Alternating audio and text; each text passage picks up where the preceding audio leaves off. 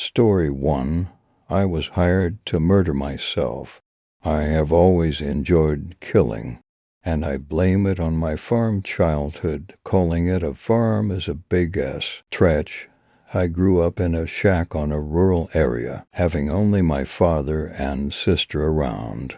He never mistreated us, but he was stiff and relentless on his beliefs. For him there was no such thing as male or female. Everyone under his roof was, by default, a hunter. Back when we were really young, he would leave us home alone for hours and hours. He first took me hunting when I was 3. I never thought rabbits and squirrels were cute. They were always prey. I first hunted a deer when I was 10. I was limber and had developed a strong body. Dana was never a huntress, but she Washington's great at hiding, so she hid at first. Dad was angry, but I hunted so well that I did more than enough for both of us.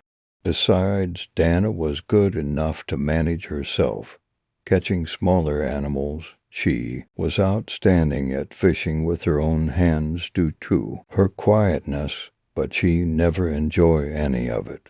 Dad died when I was 13. He was caught by a bear and kept screaming, "Shoot it! Show OT it, you fucking bitch!" I only had 2 bullets left, and I was too worried. So the first missed, and the second wasn't enough to take down the bear. Dana grabbed my hand, and we ran like the wind. I'm honestly not sad for my father's last words to me. He was desperate and being eaten alive. After all, I forgave him in a heartbeat. Who I never was able to forgive was myself for failing Dad. We were taken to a foster family after that. Dana soon adapted to having a normal life, and she clearly was held dear by the couple. I am grateful to them for having a comfy bed and Fina, like learning how to write and read, but I kept to myself. At home, I missed killing things. I went hunting alone every day.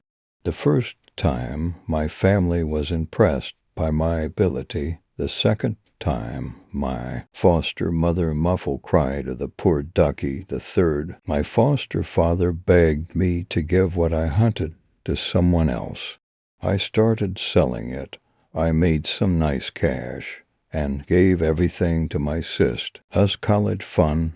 She was smart and needed the money. After all, I just needed to smell the delicious bitterness of fresh blood. By the time I was 18, I married the sweetest man. It was crazy how we balanced each other's personality, him being always so calm and gleeful. Tom was 15 years older than me and a merchant, selling a myriad of things in our small town. He sometimes sold parts of my hunting, the meat, the fur, the heads as prizes. We were happy. We lived 5 great years until he was shot in a robbery. From that moment on, a burning rage lived inside of me. The eagerness to kill took over. I didn't know how to manage a shop, so I asked my husband's brother Stu to take his place in management. But Stu was a drunken and a buffoon, and soon the shop bankrupted. I was left with nothing. When I learned about certain shady parts of the internet, I finally realized I could sell my services and satiate my ever-growing bloodlust. I am famous now. I mean, my work name is nobody knows my face.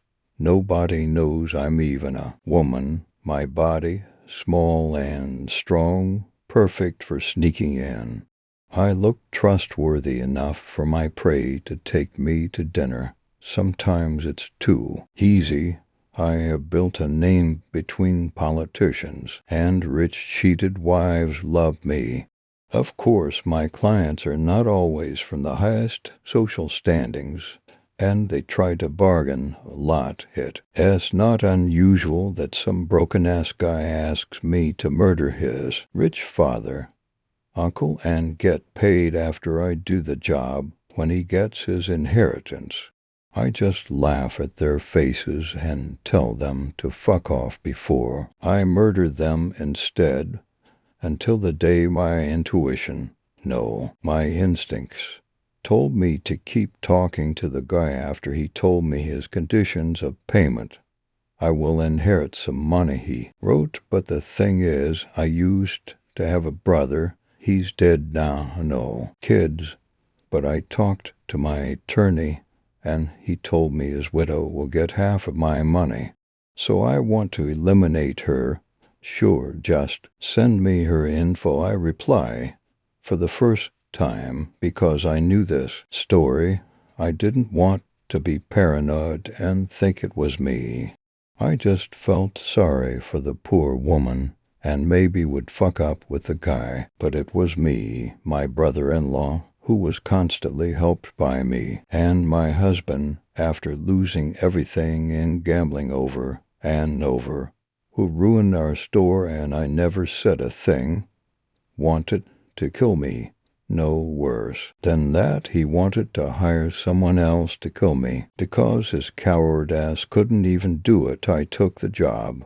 The next day, I went to see my sister Dana and asked her something no twin sister should ask the other. Can you die in my place? Asterisk, asterisk, asterisk, asterisk, asterisk, asterisk. When I take a job, I will finish it, no matter what it takes. So I sent my client a picture of my dead victim, my sister. I was famous for this modus operandi, as I said. Dana ain't a huntress. She's a great hirer. So after I forged her death and gave Stu a false sense of safeness, he found my characterized as me, at his dirty apartment. Dee Dora. What are you doing here? He was stuttering and sweating. Just came by to talk a little about the inheritance we're about to get, my sister calmly said, perfectly mimicking my voice and intonation. Stu never knew I had a sister because she lived far away during her graduation. Both me and my husband always kept to ourselves and ever had a wedding party, so our families didn't know each other very well. Inheritance. I don't know what you're talking about. He made a poor attempt at lying. Why don't you ask the hitman you hired, Stu? She asked, as I came from behind him, wearing the exact same clothes as her. I gotta admit it was so much fun to stage this. When he turned to look at me, Stu was pale, and I'm pretty sure he pissed himself. What is going on? What kind of joke is this? That's all he could say before I gagged him. It's your fault that my husband was shot, isn't it? I stabbed him once. I knew very well how to lethally stab someone only once, making a cleaner death, but it wouldn't happen this time. You fucking deadbeat, your damn loan sharks broke in the store and key. You let the store go bankrupt because you were fucking terrified of staying there. He shook his head desperately, trying to deny it, but his eyes told the truth. I never fully realized it until that instant. It was a moment of clarity, and I hated his guts even more. Both me and my sister did what we were best at. She hid, not wanting to see the bloodbath I was about to cause, and I stabbed and stabbed and stabbed. When the body was found, the police immediately arrested Stu's loan shark. They were investigating him for a long time and just needed one more move to make theirs. They confirmed my suspicions about the loan shark killing my husband. I noticed that with the closure, my bloodlust diminished. I still go hunting most weekends, but I'm done with killing people. Nothing can bring Tom back, but I can move forward, learn new things, work with something else. I still have a lot to live. So let me give you an advice. If you're thinking about hiring a hitman, don't. The best one went out of business. Story 2. They came from below. Roderick stared out of the church window, looking at the rays of sun projected through the few trees surrounding the humble one-story structure. It's too beautiful to stay inside today, he thought. He turned to his mother and the other survivors and grinned. Let's go out while there's still a couple hours of sun. He was unsurprised to see the children grow excited, while the adults fidgeted nervously, trying to think of a reason not to. Don't worry. We chose this place for a reason. We have a clear view of the road, and there aren't enough structures to hide anything. Remember, with that, they agreed and stepped outside. How long had it been? Over 2 years, but the exact date was interminable since no one kept a calendar. A few scouts were chosen from the adults to watch the roads and surrounding houses that sparsely littered the surroundings, while the children played on the playground, having momentarily forgotten their fears. Still, they stuck together in a small, safe clump.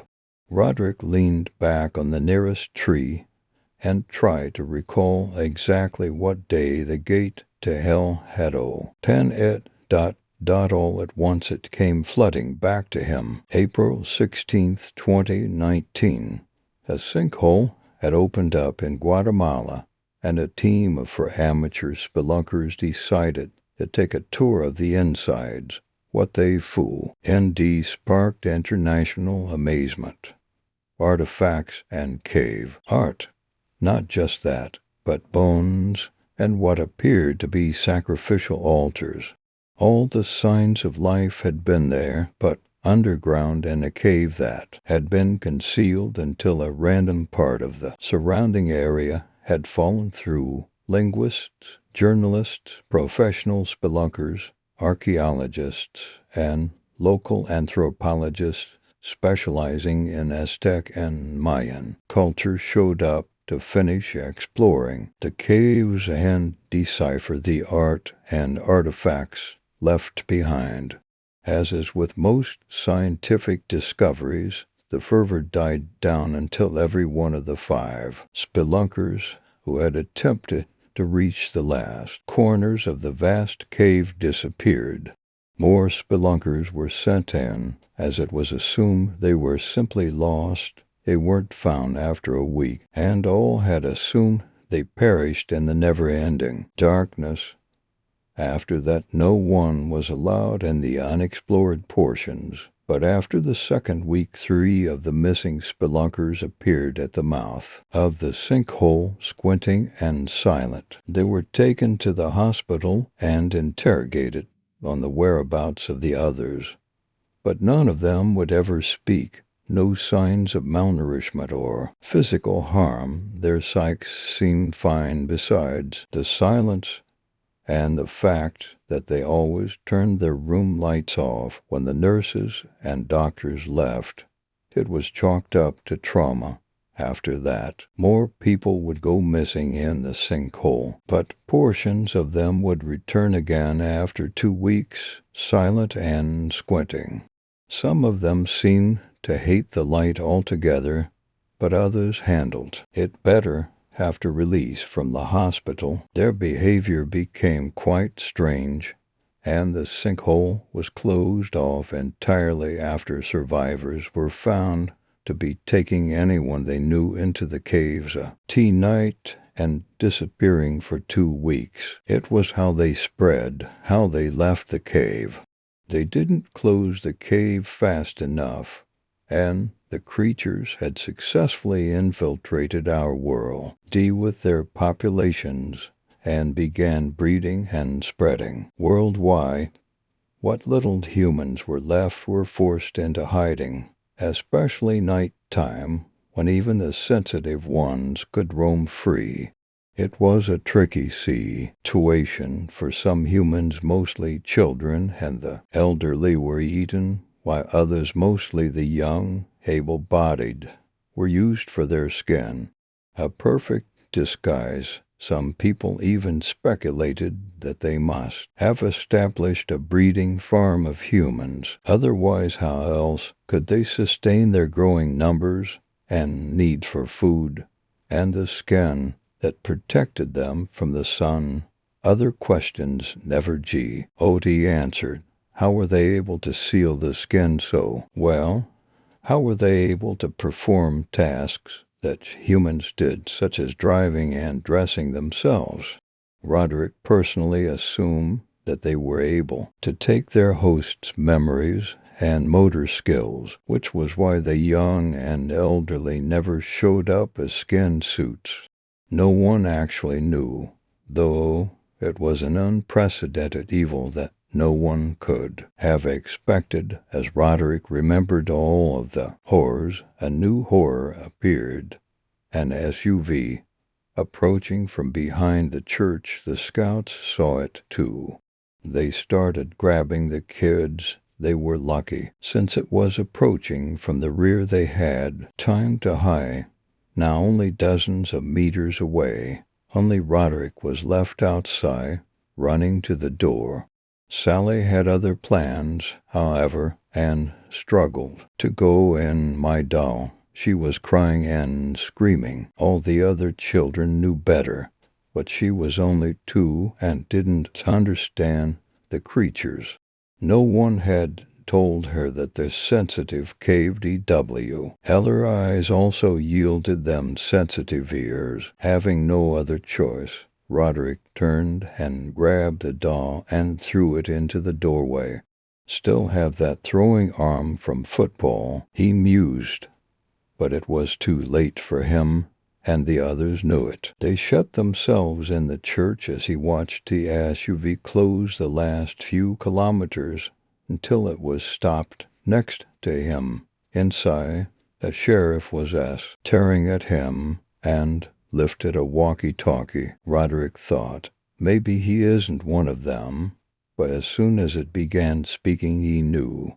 Clicks and gurgles, despite Genevieve. Everything from their hosts, the creatures never caught on to the nuances of the human dialect.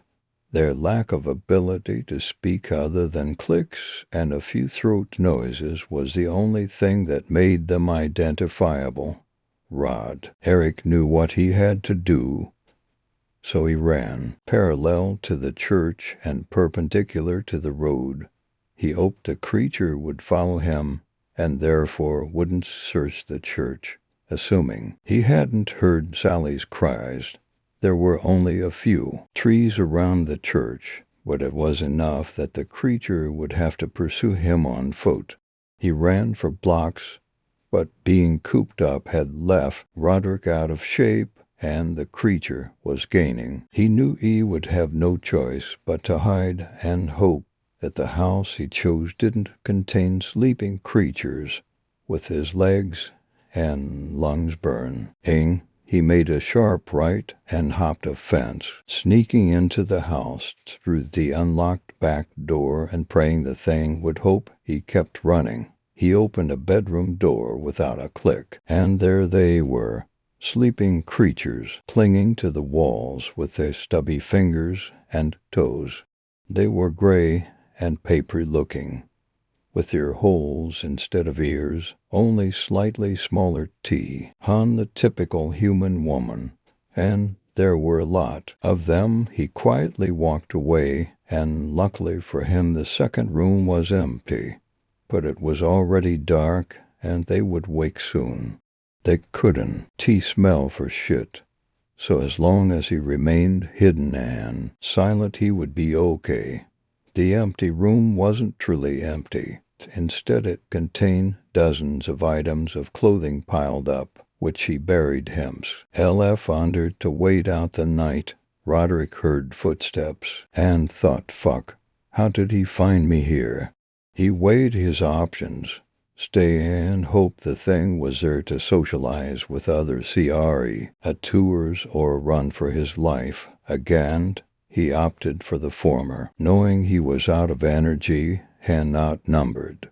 He had a nervous stomach, and the churning of its contents gave him away. He knew their ears could, but he didn't know they could hear gases forming, and a person from rooms away. The last thing he remembered was the sheriff approaching him from small gap in between shirts.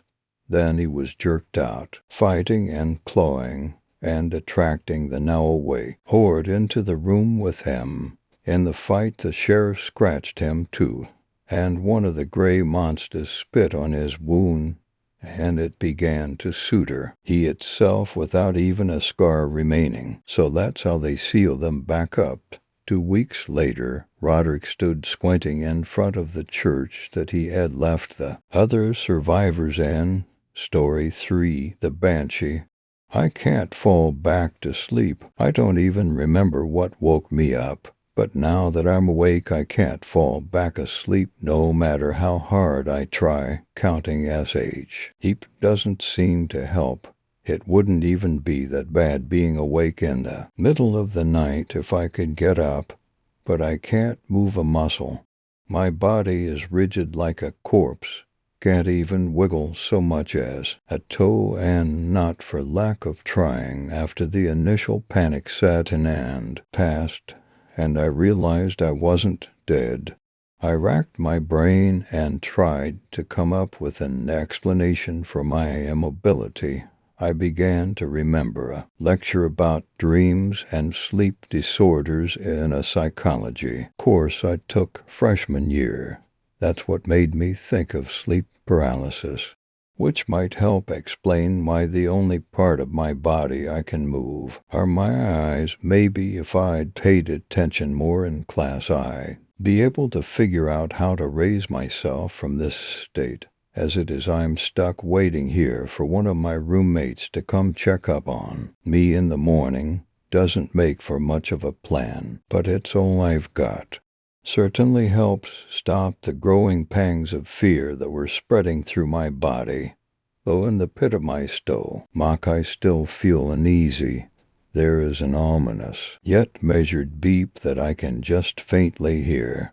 Too soft to be a fire alarm or a carbon monoxide detector, and it has been going on long enough that it's definitely not someone's car alarm. It feels both close and distant at the same time, like it is by my side but just out of reach. Regardless, this isn't the source of my uneasiness. No, it's something else keeping me awake, something else stirring in my chest, giving me this sense of dread. It's like something is in the room with me, but I can't quite see it.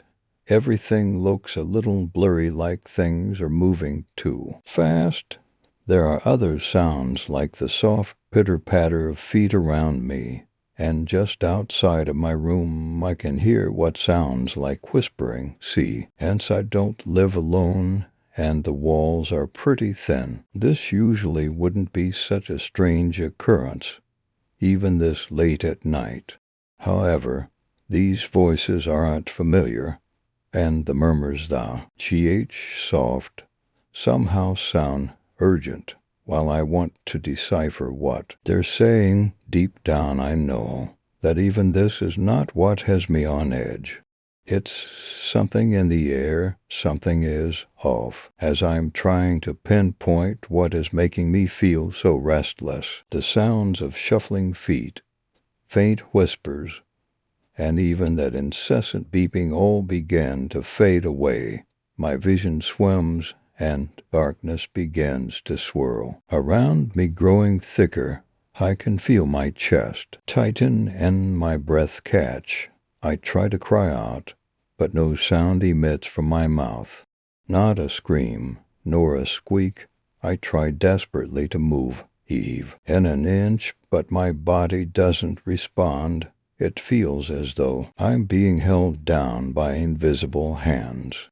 I'm smothered by an infinite darkness and a deafening silence. The pangs of fear I'd said before, grow and spread through my body with a burning fervor. The uneasiness that dwelled in the pit of my stomach is now full-blown terror.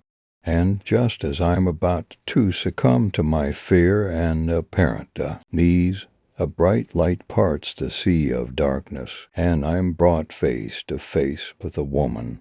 Her hair is a ghostly white, which reaches out into the infinite black surrounding her like wispy tendrils.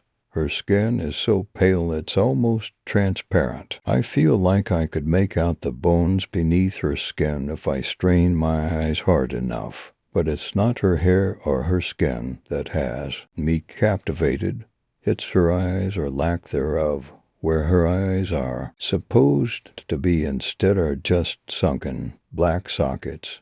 Staring at them, I feel as though I'm being sucked back into that never-ending void of black. With difficulty, I pull my eyes away from them. Looking down, I notice that she is draped in an alabaster dress that matches her long white hair. The dress, though once was obviously beautiful, now lies in tatters, clinging to her body like vines on a gnarled tree. I raise my gaze to meet hers yet again, but before I can even try to utter a word, she raises a withered finger and points directly at me. Her thin lips part, and she let out a low moan. As her mouth widens, the low moan begins to raise in pitch. Like a kettle coming to boil, her moan rapidly escalates into an otherworldly wail. Her maw has now become so impossibly wide it's cavernous. I shut my eyes in a desperate but futile attempt to block out the piercing sound. It continues for what feels like an eternity. I feel blood trickle out of my ears and down my neck. I hear her desperate wail reverberate in my skull, making my teeth rattle. Even with my eyes closed, I still see her ghostly visage looking at me, and oh, she's looking through me at my very soul. When I finally open my eyes, it's not to the oppressing darkness with the female specter, or even the familiarity of my room, but to what appears to be the inside of a hospital room. I try to move and am immediately jostled by a sharp pain in my chest. A sharp cry passes my lips, and my hand automatically reaches towards the pain in my chest. After a brief moment, I realize that I am able to move again. I'm not allowed much time to reflect on my shock, however, as someone strides into my room. At that moment, a pale man with a bald head looks down at me and smiles, showing off an impressively white set of teeth. He's dressed in a white overcoat and has a black dress shirt peeking out just underneath. I wouldn't try to move if I was you. Trust me, I'm a professional, he says with a mischievous wink. As he steps closer, I can make out a name on a badge pinned to his L. Opel, it reads Doan with two N's. I turn my head and am greeted by a now familiar beeping. The heart monitor is connected to my chest by tubes and wires I can't quite see. There is also an oxygen mask lying hasty by my head. The doctor seemingly reads my thoughts and explains I had quite the night. I was wheeled in by paramedics last night after I'd collapsed in my room. One of my roommates had called 911. The shuffling of feet and the urgent voices all began to make sense. You had a close call, he finished, still smiling. I began to straighten up slightly, and he hands me a small cup of water. After a few sips, I tell him about my nightmare. His smile never fades as I talk. Sounds like you dreamt of a banshee, he says when I finish. He explains when I give him a quiz. I could look. Ghastly specters that let out the most blood-curdling cries. They're known as harbingers of death. His grin seems to grow wider as he talks, and I feel an uneasiness sprout in my chest. Despite their frightening appearance, they're merely warnings that death is around the corner. I begin to cough and reach for my chest again. Death doesn't like to be cheated, you mortals. You build structures and even create professions just to delay the inevitable, a pointless venture, wouldn't you agree? I clutch at my chest and look back at the small paper cup of liquid that I realize he now is not water. The man's skin begins to fall away, and he reaches a skeletal finger to pluck each of his eyes out. He removes his white coat, letting it fall to the floor, and pulls up the hood of the black robe he's wearing. The creature looms over me and gently closes the lids of my eyes. I hope your next dream is a bit more pleasant. Story 4. Dreams that can kill. You have probably heard the phrase, if you die in your dream, you die in real life. I have always been skeptical of this phrase. I've never thought that phrase was logical.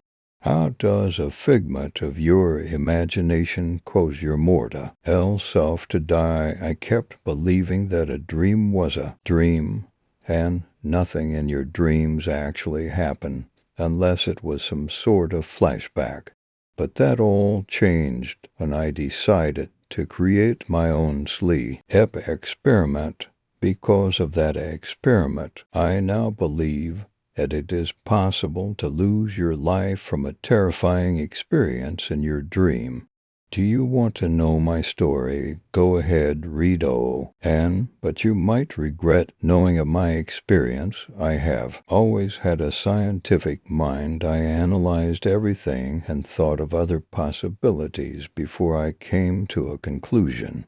Thus, I was in honor roll student, straight A's in all of my classes except gym. Boy, how I hated physical activity. Anyways, because of my highly inquisitive, scientific mind, I have always been a skeptic of many theories and superstitions. No matter how much proof there is to back up a theory, I know that eventually there will be a factor that completely destroys that theory. You could say I'm a little crazy because Isaac Newton's laws of motion are extremely accurate, but that's just the way I see the world. So now you know why I don't believe how the phrase, if you die in your dreams, you die in real life could possibly be logical. But of course, my scientific mind decided to test it. For 1 week, I decided to do nothing but watch horror films and read creepypasta to trigger paranoia and see house nightmares. Hopefully, I would trigger a nightmare that causes me to die and eventually wake up, thus disproving that superstition. And so this experiment began Sunday, June 3rd, 2012. So today I spent over 10 hours watching classic horror films and reading creepypasta. I have to admit the stories were quite unnerving, but I didn't find them that scary. However, before I went to sleep that night, I couldn't help but think that there was someone out there looking for me. I finally settled down and went to sleep. I woke up in a dark room that reeked of human decay. I was tied to a wooden slab, and I realized I could not even struggle. That's when I saw a shadowy figure in the corner of the room. "Don't even bother struggling," the figure said, with a voice that sounded raspy and crazed. "I injected you with a serum that causes temporary paralysis." At this point, I was panicking. I kept trying to struggle even though I knew it wasn't possible because I was temporarily paralyzed. I kept trying, but it was no use. I was immobilized. That's when the figure turned towards me. He slowly moved forward and pulls out a knife, possibly getting ready to gut me alive. That's when I saw his face. I woke up. Unfortunately, I woke up before I could be killed in my nightmare. But I will never forget that nightmare it was, so lucid. It was almost like it was real. It felt too real. And that face was just so frightening. That figure had the eyes of a demon. They seemed to stare directly into your soul. His skin wasn't pale, like most psychotic murderers, but it was more blackened. It appeared as if his face was smeared with blackened makeup. But of course, it was all a dream, right? That thing couldn't possibly be real. At least that's what I thought. Monday, June 4th, 2012. I spent another 10 hours watching horror films and reading creepypasta. All of it seemed very far-fetched, especially Slenderman, who I knew could not possibly exist, and slasher films tend to over-exaggerate the psychopathic tendencies of murderers. However, that same feeling of paranoia continued to course through my veins. I still managed to settle down this time. It was many years into the future. It was proven that there is life on other planets, and their technology was millions of years ahead of human technology. They decided to invade. Humanity was desperate. He ran frantically, hoping to gain shelter from the oncoming alien invasion. I kept hearing laser rifles being blasted everywhere, and I also kept hearing a droning sound, possibly the sounds coming from the extraterrestrials' vessels. To humanity's dismay, we were not safe. They had found us and captured every one of us. I blacked out and woke up in what appeared to be a science laboratory. I saw many people being experimented on by the extraterrestrial beings. That's when I saw a bright white light. I woke up too early once again. So far, this experiment seems to be failing. I could never stay asleep to the point where whatever was coming at me would eventually kill me. Since this experiment lasted a week, and considering how lazy some people are when reading long stories, I've decided to cut out some of my journals and skip ahead to the final night of the experiment. After all, I don't think the reader would want to read a week's worth of dream journals. Saturday, June 9th, 2012. It's the final day of my experiment. I have spent 60 hours of my life watching horror film. Time to go for another 10 this time. However, I never felt that unnerved this time since I began doing this experiment.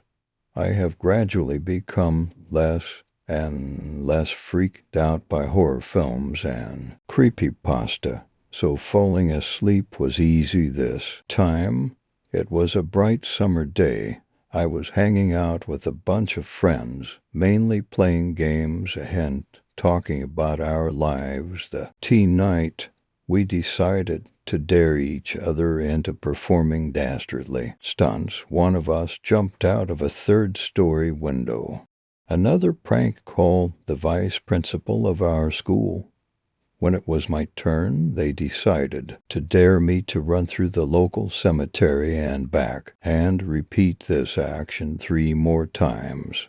So I ran through once, twice, 3 times, and that's when I blacked out. I woke up in the same dark room as the one in my first nightmare. I was tied up to that same wooden slab. The room still reeked of human decay. It didn't look much different from before. I also realized the TR was able to move, well, hypothetically, because I was practically immobilized by being tied up to the wooden slab. So I began to struggle. My actions caught the attention of the same figure, he, who was standing next to what appeared to be a small laboratory. He turned towards me, staring me down with those same unnatural, demonic red eyes. "You woke up," he said. "Still you sing that crazed, fearsome rasp. Too bad I haven't finished the serum yet, I panicked. He was going to inject me with that same paralysis serum, thus suppressing my ability to struggle. I couldn't believe myself. I was still struggling to get free even though I knew it was no use. But I guess it's human nature to want to be free. That's when I felt a shock. He violently injected the needle into my neck. I screamed in agony as the syringe pierced my spine, allowing the serum to flow freely and disable my nervous system, completely immobilizing me. Now, where were we? He told himself, grabbing his cart of surgical tools. The last thing I heard was a demonic chuckle and the words "sweet dreams." Then I felt an extreme shock of pain through my chest as he stabbed me. I woke up. I was celebrating to myself because the experiment was successful. I managed to disprove the superstition that dying in your dreams makes you die in real life. At least that's what I thought. I felt a brief shock of pain through my chest. Then I noticed the rope burns around my wrists and ankles. I also felt serious pain on the back of my neck, but I never realized the vividness of my dream until I took a look at my chest, and right there was a giant scar right above the location of the human heart. Story 5. Let me hear your voice. I know scary stories are fun to read, but they can also be a warning. I'm writing and posting this only because I know the people that come here will actually read the whole thing, maybe even with interest. I want to tell my story so that no one is stupid enough to make the same mistakes that I have. I'll make it quick. Do not take this lightly. I, for one, do not like talking on the phone. I don't know why I've become more and more antisocial over the years, and I only make an effort to hang out with a select group of people. Even with my best friend, Katie, our conversations are almost always through text. It's sad, but it's the reality of the times. Everyone wants what they want fast and with minimal effort. There are a million reasons why our technology addiction is harmful to us as a society.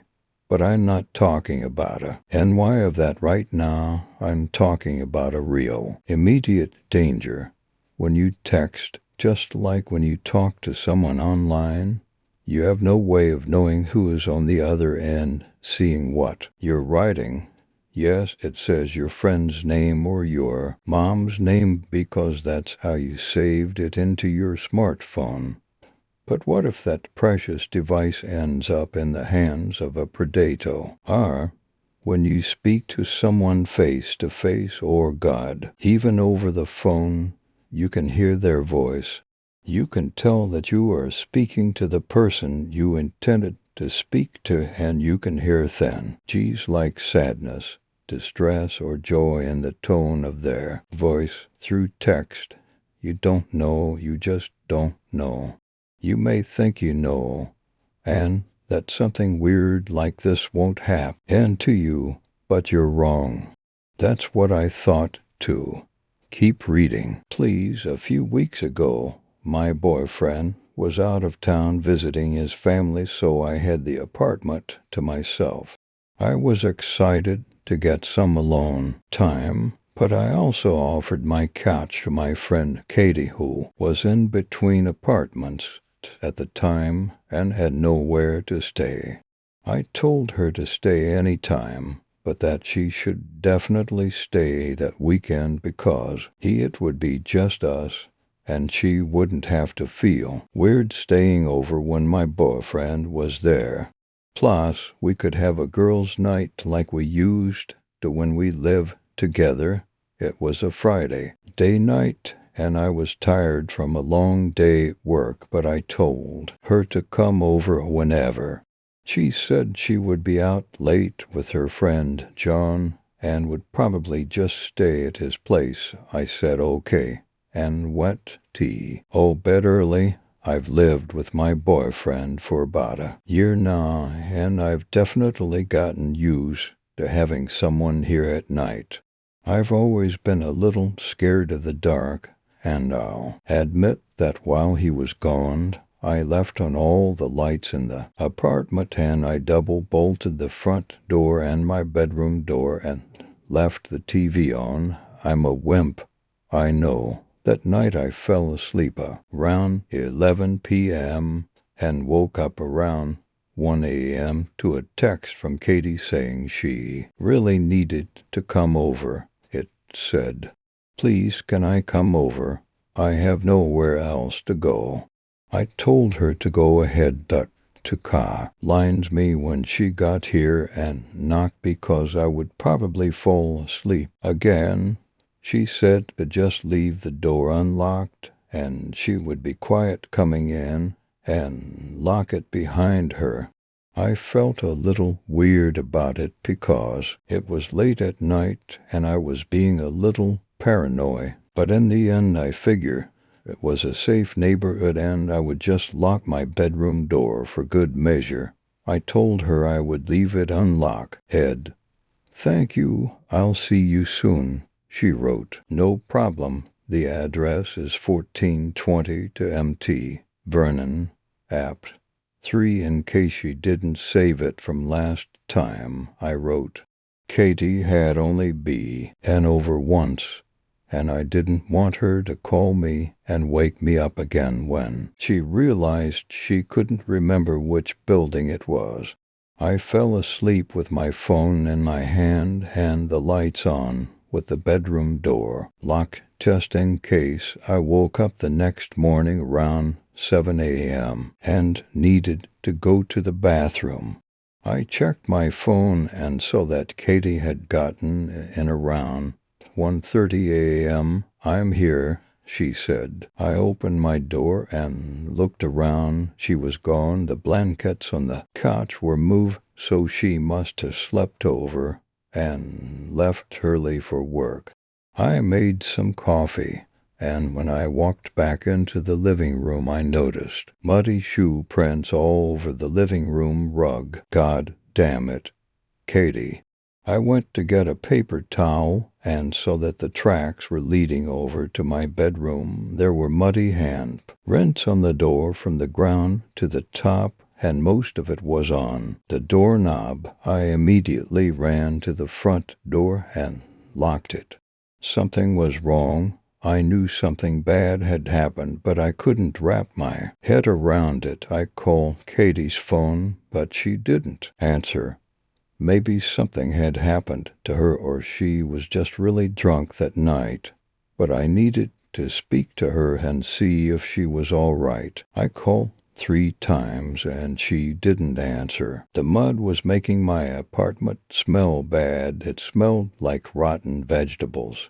I remember crying then, and I called Katie's mom. I didn't want to worry her, but I just had a terrible feeling. She answered and told me that she was with Katie and she was all right. I was so relieved, but before I could fully take a deep breath, her mom told me that Katie had been mugged when she was out in Hollywood the night before and that they were both at the hospital. What happened? When did this happen? How did she get from my place to the hospital? I would have taken her, I said, feeling guilty for sleeping through it last night. No, she came right to the hospital last night. John was with her and said that a man hit her on the head with something when she was leaving the comedy club and tried to drag her to his car, but John intervened when he caught up with her, and the man got in his car and drove away with Katie's purse. He took her phone and wallet and ID and everything. Thank God John was there. He brought her straight here. I could hear my heart beating in my ears. When did this happen? What time last night? I said. Her mom asked something I couldn't hear. presumably to John or the nurse.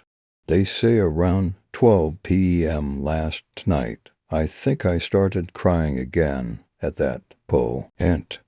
That was way before Katie texted me last night. Then my phone buzzed in my hand and I looked down. A text from Katie. I'm here. I'm outside the door. Why did you lock me out? I just had to get something from my car. Let me in, it said. I could hear Katie's mom still talking. She was saying Katie wanted to talk to me and that she would hand over her phone since Katie's was taken. I looked at the front door and started backing away into my bedroom. Katie's phone started calling me and texting me to let whoever was in. I finally screamed, "You're not Katie. You're not Katie." I called the police and locked myself in my bedroom until they got there. They couldn't find anyone, and Katie's mom shut off the cell phone immediately because we kept getting strange calls and text messages asking us where we were and, "Can I come over?" Story 6. A strange object fell from space. There it was, a fragment of the universe, hurtling through the cosmos, and there I was, gazing up from the comfort of a farmhouse rooftop, built by my father's hands, smack dab in the middle of nowhere. In all the years we lived out there on the countryside, not a damned thing remarkable ever happened. This meteor shower was the highlight of my entire life, and that's why, with a bit of wonder glazed over my eyes, I was captivated by that one falling rock, bigger than the rest. I wanted so badly to reach out and touch it, almost as if in answer to my plea. The meteor took a U-turn and fell from the sky like a falcon diving for its prey. I watched, astonished, as it passed overhead and crashed into the wooded area behind my dad's property. Surprisingly, there was no sound, no explosion, just the rustling of tree leaves as it plummeted through the forest's canopy. To make matters more peculiar, I swear I saw a red glow emanating from the crash site, however faint.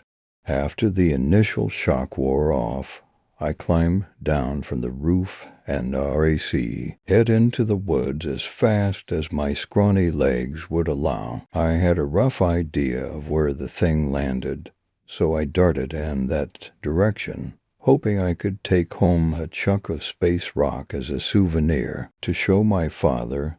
If I was lucky, it would be a treasure, thrilling enough to keep him from getting mad that I went off into the woods by my lonesome. I could only hope. Eventually, I came to a small clearing where the moonlight gently caressed the earth, granting me a somewhat clearer picture of the flora and fauna around me. I noticed many small animals, frantically scurrying north for no discernible reason. I surmised that the meteor's landing frightened the wildlife nearby, and so I decided to head off in the opposite direction. Sure enough, after maybe 10 more minutes of my impromptu hike through the wilderness, I came upon the source of the mysterious glow I'd seen before. It was no meteor. There, sitting in a small depression in the ground, was a metallic pot of sorts, complete with a blinking beacon protruding from its surface. Like an antenna, the craft itself was spherical and at least twice my height. I'd never seen anything like it before. I was utterly dumbfounded. Before I could take a closer look, a hatch opened up from its side, startling me back into the woods. With a racing heart, I scuttled behind the nearest tree. I cautiously positioned my head around heat trunk and spied on the object with bated breath. I didn't know what to expect. Was it some kind of top-secret military weapon, or perhaps a remote control gadget built by a genius hermit living nearby? would a little green man step out to greet me, demanding to speak with my leader. No matter the outcome, my eyes were glued to that metallic pod. For better or for worse, a dark violet O spilled from the object, forming a large puddle at its base. The slimy substance and scaled the pod, coating the exterior from top to bottom. As the slime moved around the sphere, the light above stopped, paid blinking. All at once the purple liquid was repelled from the craft and back onto the ground below. There it began taking on a more humanoid shape as the ooze changed. So did its color. It became white and fuzzy, not unlike television. Static, appropriately enough. TV and radio dialogue soon filled the forest. This thing was collecting signals from thin air, regurgitating lines from popular programs long since broadcast. At least, that's what it appeared to be doing. My mouth agape in awe, I began leaning forward without realizing it. The signals ceased abruptly, and I fell headfirst onto a pile of dead branches, creating a loud crunch. From my new vantage point, I watched the white figure turn to my direction. I then heard it speak. "Who's tea? Here?" Its voice was shaky and unnatural, a low, monotone growl coupled with a harsh reverb. Scared for my life, I picked myself up and ran back home. Faster than I had ever run before, I reclaimed my perch on the roof and carefully surveyed the property. Once I was sure I hadn't been followed, I hopped through my bedroom window and climbed into bed, hoping that I dreamt the whole thing up, an adventure concocted by my imagination, running wild. I wished it were that simple, but wishful thinking rarely plays out in one's favor. The following day, I came downstairs to the familiar aroma of eggs and bacon. My father always cooked up a hearty breakfast on Sundays. The sight I was greeted with upon entering the dining room, however, was anything but familiar. There, sitting at the table across from my father, was a man in a clean-cut suit, wearing a bowler hat and a striped tie. We rarely entertained visitors, so I was more than a little perplexed. "Son, this is Mr. Grovewood. His car broke down a couple miles up the road, so he's going to be staying with us for a few nights just until he can get things sorted out. How do you do, sport?" I remained silent, perturbed by the man's presence and still shaken from the previous night. "He's paying us a generous sum to stay here, so you best treat him with respect." My dad glared at me in a way that effectively relayed his meaning as such. I comply. "I'm well, sir. Thank you for asking." The man smiled, albeit awkwardly, and I ran off outside to tend to the farm. I didn't know why, but I'd suddenly lost my appetite. Something just wasn't adding up. How did this stranger find the farm after his car broke down? We were literally surrounded by forest. Dumb Lou, CK, perhaps doubtful. I was beginning to feel that his appearance the day after that thing landed in the woods wasn't a mere coincidence. But this wasn't a theory I had enough nerve to expel, or, after all, I had already convinced myself that the previous night's events were nothing more than a bad dream. The man would be gone in a few days either way, so I tried not to dwell on it. The next couple of nights were bizarre. Mr. Grovewood attempted to watch a sitcom with us, eating dinner, but his reactions were less than normal. He seemed confused by the program and would only laugh after he noticed us laughing, and this wasn't just any laughter. Mind you, It was a loud guffaw of intensely uncomfortable proportions. I was almost relieved when he got pulled away by a phone all from a business colleague, though I didn't hear a single word exchanged. The following night, I walked downstairs to the kitchen for a glass of milk, only to find Mr. Grovewood chowing down on a raw steak from the freezer. I asked him about it, and all he said was, "It's just a little midnight snack." Trust me, a little color does the body good. Needless to say, I ran back to my room in a hurry without my milk. Last night, however, is when I became truly afraid.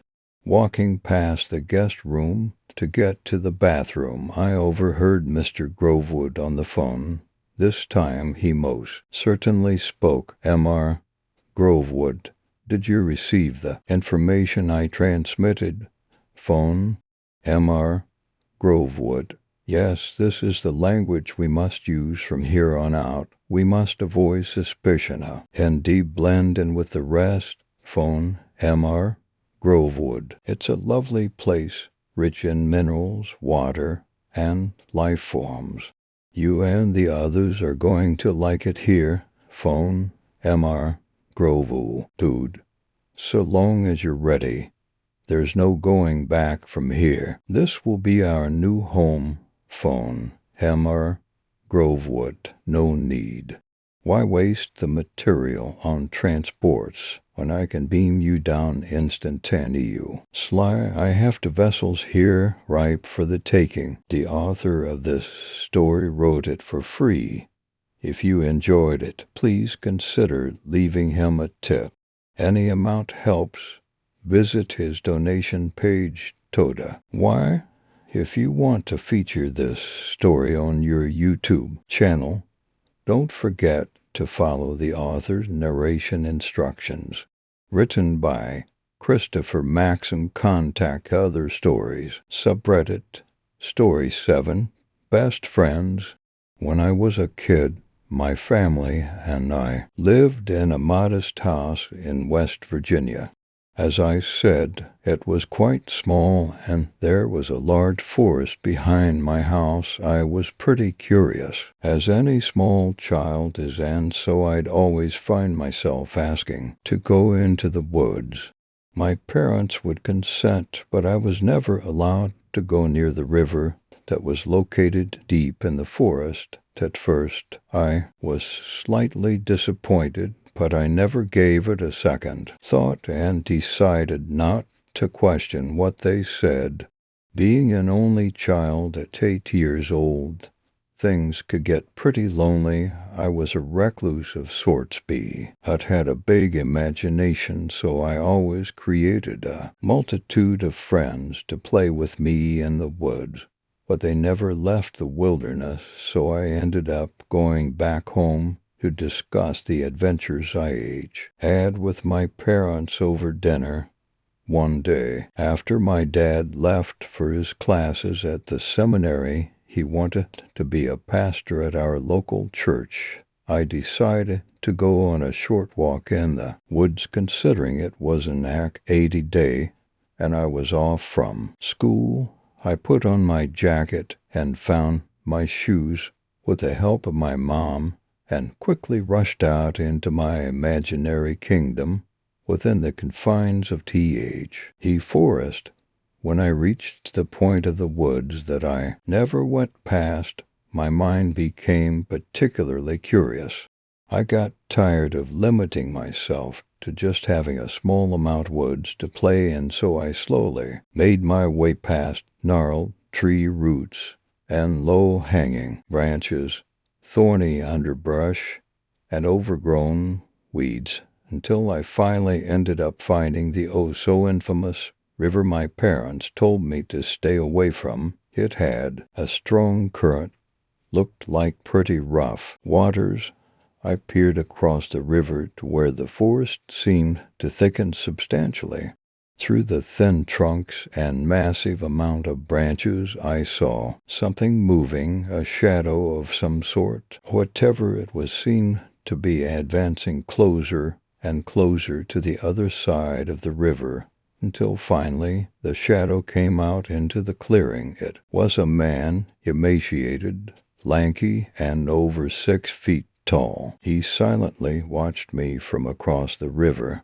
Being a lonely little girl, my first thought was that he could be a friend. I smiled and waved, but I got no reaction. On closer inspection, I realized that the man had a small grin on his face.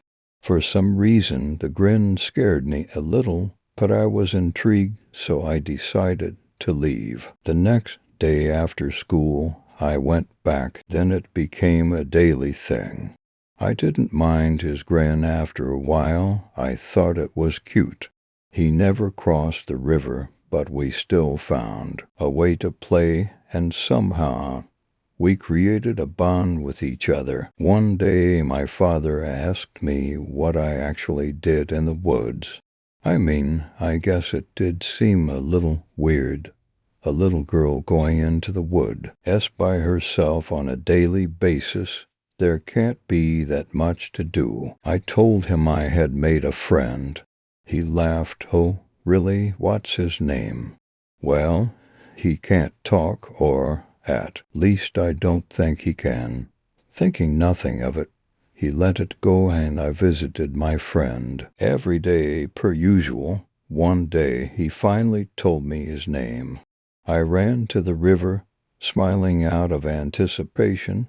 It was like any other day. He was on the other side of the river, but instead of his normal half-grin, he was smiling, teeth showing.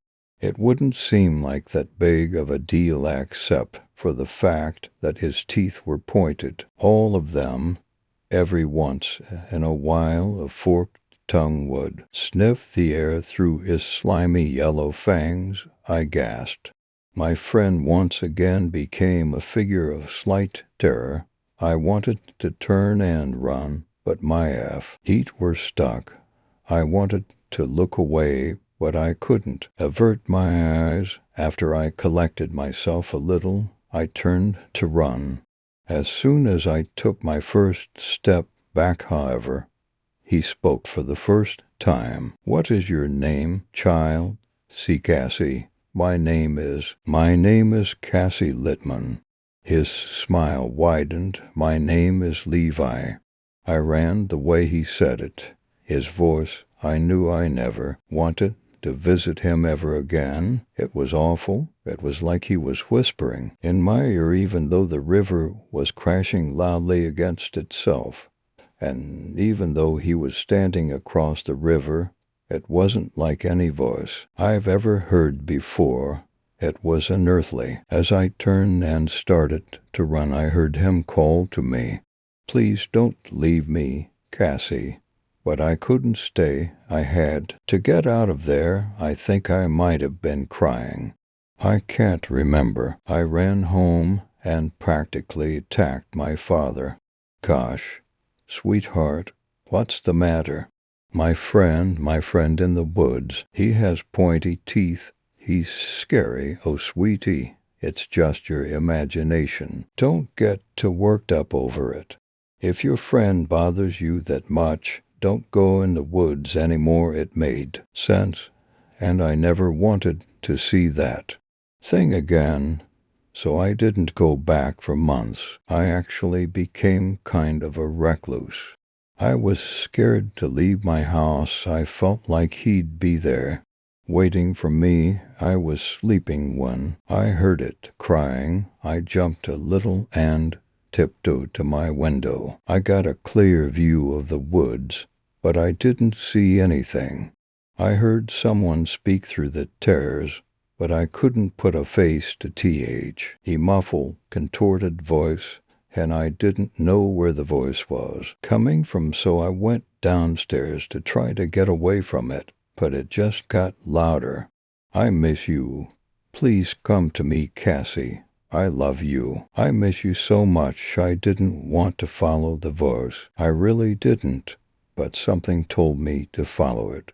Something in me told me to console whatever or whoever was in pain. because of me. So I went outside. I didn't know where I was going, but I knew exactly where to go. I headed toward the woods.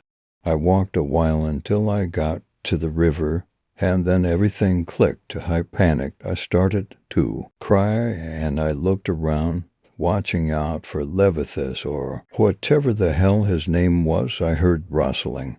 The talking was now replaced with horrid, inhuman screams of agony and pain. I couldn't ask him, but I heard him speak. Why did you leave me? I needed you. You were my only friend, and you abandoned me.